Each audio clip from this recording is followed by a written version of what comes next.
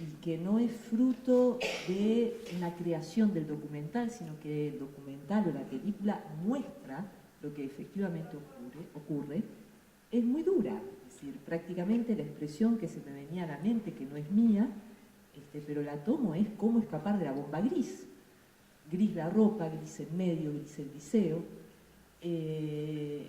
Y en esto entonces quiero recordar algunos elementos que tienen que ver con nuestra cultura uruguaya y con lo que le toca a vivir a sectores adolescentes de sectores populares que no son homogéneos pero que tienen esa experiencia y que todo el tiempo aparece en la película, y cuáles las posibles salidas que todo el tiempo aparecen en la película y cuáles los soportes que todo el tiempo aparecen en el documental.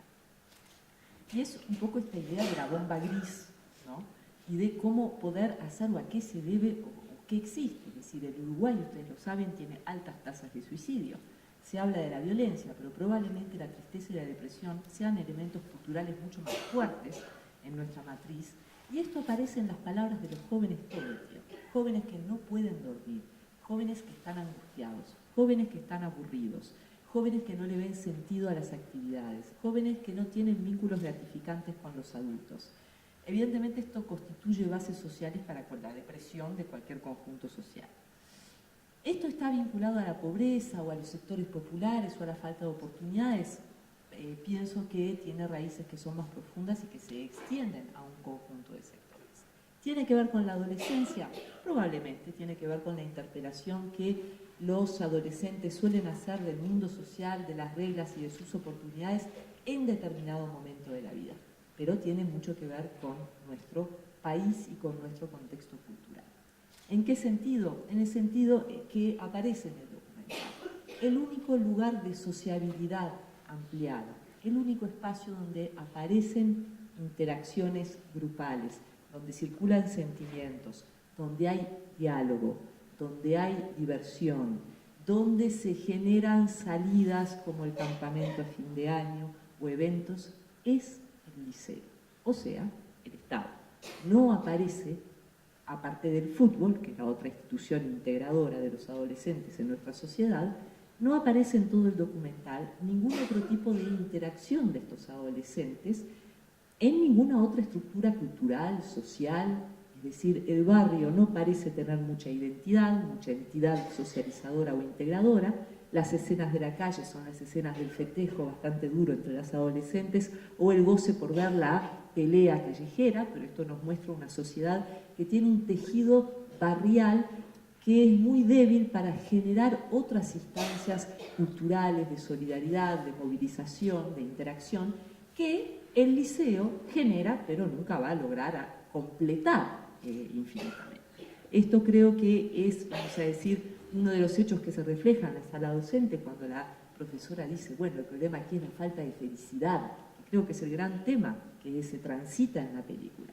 La gran angustia de todos los personajes, cómo estructurar la vida y cómo, de alguna manera, poder tener algún tipo de goce, que es, sobre todo en la adolescencia, en la juventud, una etapa en la que uno supone que podría estar marcada por las angustias, pero también por esta posibilidad de momentos intensos de felicidad.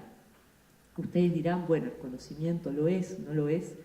La película muestra momentos de aburrimiento en relación a los conocimientos y momentos de mucha intensidad cuando efectivamente se movilizan los saberes, se movilizan los sentimientos y la cultura y el conocimiento están siendo utilizados para traer conocimiento, porque eso siempre es interesante, y para procesar algo de lo subjetivo. Evidentemente, el valor de Nancy es muy grande porque la cultura que existe en nuestro sistema educativo en relación al aula como caja negra, el temor a que se conozca la práctica, lo que ocurre, lo que se sepa, la defensa política de ese espacio, que es una defensa política, pedagógica, está en los papeles, creo que de alguna manera no contribuye al cambio, contribuye a una decisión muy fuerte a través de ideas en las cuales lo pedagógico y lo social o la convivencia están escindidos. Creo que no. Creo que las claves culturales de la convivencia son también las claves culturales del intercambio pedagógico, de las posiciones que asumen los docentes para durante todo un año poder trabajar con un grupo de estudiantes que algunos se afilian, otros resisten, otros no pueden, otros se cansan. Y en este sentido también creo que como país tenemos mucho para cuestionarnos respecto de los soportes que vemos que tienen estos adolescentes. El trabajo infantil, el cuidado doméstico, el cuidado de los hermanos pequeños, la cocina, el enorme peso que recae sobre las adolescentes jóvenes, que son las que aparecen sistemáticamente en el documental, a cargo de responsabilidades familiares y además tratando de ver cómo van a combinar eso con sus estudios, que es la realidad sobre todo de las adolescentes más pobres de nuestro país y que es uno de los impedimentos para seguir estudiando. Y al lado de eso, la falta de vínculo con los varones, ¿no? En estos hogares en los que no aparecen varones, hay evidentemente una escisión que es bastante importante. La falta de soportes del sistema educativo. Me llamó mucho la atención ver libros únicamente en manos de Nancy y ver cómo herramienta tecnológica de acceso al saber en manos de los estudiantes, fotocopias o computadoras. Estoy totalmente a favor de la informática y de las computadoras, no veo allí ningún impedimento para acceder al saber, pero de alguna manera me parece que también la distancia con la cultura del libro, que es la cultura de los docentes, que es lo que los docentes manejan fundamentalmente, se refleja en la falta de este recurso y por lo tanto también una distancia que es también de objetos tecnológicos, de forma de acceder al conocimiento que debería ser saldada. El liceo también me parece que no, vamos a decir, uno ve esta falta de intensidad en que la apropiación artística, las imágenes que circulan, son evidentemente de algún grupo de estudiantes de Bellas Artes o de Ciencias de la Comunicación en el mural que hay, algunos garabatos, pero, y esto lo he visto en muchos liceos, no hay una apropiación cultural de los estudiantes de las paredes.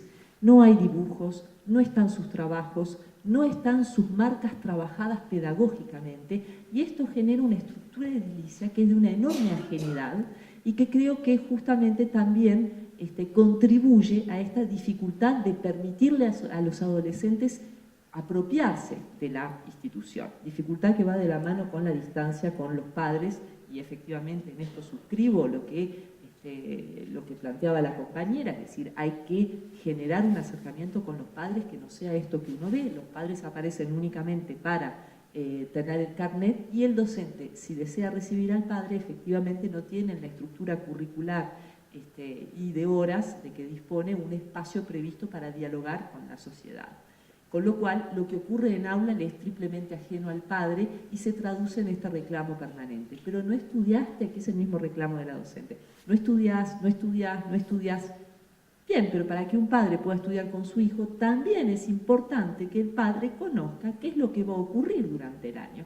De qué temas se va a hablar, qué es lo que el profesor va a exigir, qué es lo que el profesor va a trabajar, cómo lo va a hacer. Y esta ajenidad de los padres también es un soporte menos para que los adolescentes puedan efectivamente estudiar y gratificarse con el conocimiento. Con todas las críticas que tengo a nuestro sistema educativo, quiero rescatar lo que el documental muestra muy bien. Es la única institución de integración social para los adolescentes de sectores populares y esto queda clarísimo. No hay clubes, no hay deporte, no hay danza, no hay otras prácticas, no hay elementos de integración en la mayoría de los barrios de la ciudad de Montevideo que no sean el liceo. Creo que esto carga las pilas sobre, nuevamente, un debate que tiene que ver, sí, con la posibilidad de transformación de las claves organizacionales, institucionales y pedagógicas del liceo, pero recordando siempre que debemos crear sociedad y que la institución educativa también se va a desarrollar sobre la base de un tejido y de una red.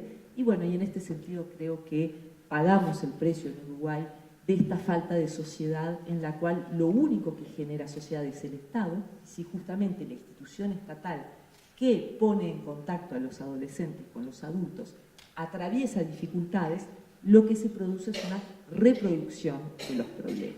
En este sentido, entonces, es que creo que seguir analizando las claves de esta tristeza, de esta angustia, de esta falta de motivación, a la vez que potenciando los elementos que nos permitan a los adolescentes, a los jóvenes y a los adultos salir de eso, son realmente elementos muy buenos. Y bueno, lamento porque mi alocución fue como desesperanzada, fue lo que el documental me transmitió y creo que en parte es lo que, tal vez me haya equivocado, el documental quería transmitir, pero de otro modo yo no sentí que el documental mostrara otra cosa que lo que yo he percibido que ocurre en los liceos y que ocurre con los adolescentes y los jóvenes de nuestro país. Por aquí.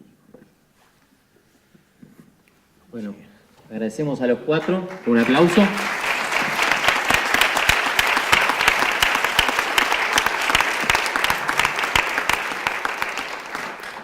Y hacemos una invitación a quien quiera participar también un poco de la conversación, el debate, que estén en la platea, que se arrimen un poquito hacia acá o le arrimamos el micrófono para un poco seguir conversando, darle una vueltita más al asunto.